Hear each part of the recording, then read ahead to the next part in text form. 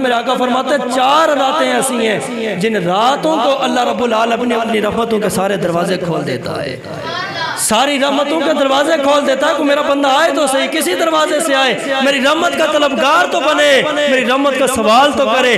4 راتوں کو اللہ اپنی رحمتوں کے دروازے کھول دیتا ہے۔ پہلی رات میرے آقا فرماتے ہیں عید الفطر کی رات ہے، جسے چاند رات کہتے ہیں، جسے عام دنیا داری کے اندر، بازاروں کے اندر، فحش اور رجانے کے اندر، بے حیائی کے اندر گزار دیتے ہیں۔ میرے آقا فرماتے ہیں یہ وہ رات ہے جس رات اللہ کی رحمتوں کے سارے دروازے کھول دیے جاتے ہیں۔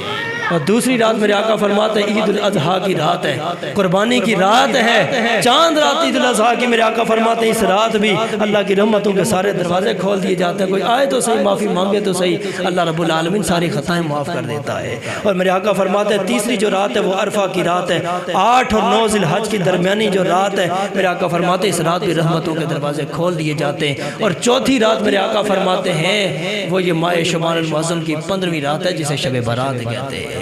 میرے آقا فرماتے ہیں اس رات رب کی رحمتوں کے دروازے کھول دیے جاتے ہیں سب کے لیے۔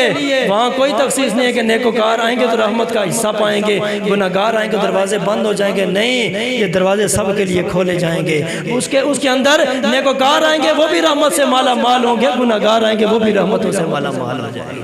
تو جب اللہ کی رحمت کے دروازے کھلے ہوئے میں مل رکھے گئے تو رب العالمین کی بارگاہ سے رحمتیں حاصل کرنی چاہیے کہ نہیں؟ رب العالمین کی رحمت کا سوال کرنا چاہیے کہ نہیں؟ میں تو کہتا ہوں اس رات کو اللہ کی بندگی کے اندر گزارنا چاہیے، اس رات کو اللہ کی یاد کے اندر گزارنا چاہیے، اس رات کو عبادات کے اندر گزارنا چاہیے، اس رات کو قرآن کی تلاوت کے اندر گزارنا چاہیے، اس رات کو نیک کاموں کے اندر گزارنا چاہیے۔ جب اس رات کو ہم اللہ کی بارگاہ میں، اللہ کی بندگی میں، اللہ کی یاد میں گزاریں گے، اللہ کی بارگاہ میں توبہ بھی کریں گے، رب کی رحمت کا سوال کریں گے، تو میرا رب اتنا رحیم ہے ہمارے گناہوں کو نہیں دیکھے گا، اللہ اس رات کے صدقے ہمارے اوپر رحم و کرم والا معاملہ فرما دے گا، اللہ ساری خطاؤں کو معاف کر دے گا۔ اس لیے اس رات کو معمولی نہیں سمجھنا ہے۔ میرے آقا فرماتے ہیں جب یہ رات آئے تو راتوں کو جاگا کرو، اور جب دن آئے تو دن کو روزہ رکھا کرو۔ اس لیے اس رات کو معمولی نہیں سمجھنا ہے۔ اس رات کو غفلت کے اندر، یہ جو شب برات اتوار اور سوموار کے درمیانی جو رات ہے یہ شب برات ہے، اس رات کو آپ نے غفلت کے اندر نہیں گزارنا ہے، اس کو اللہ کی یاد کے اندر گزارنا ہے، اللہ کی بندگی کے اندر گزارنا ہے، قرآن کی تلاوت کے اندر گزارنا ہے، اور کوشش کرنی ہے کہ اپنے گناہوں کی معافی مانگنی ہے اور اللہ کی رحمت کا سوال کرنا ہے۔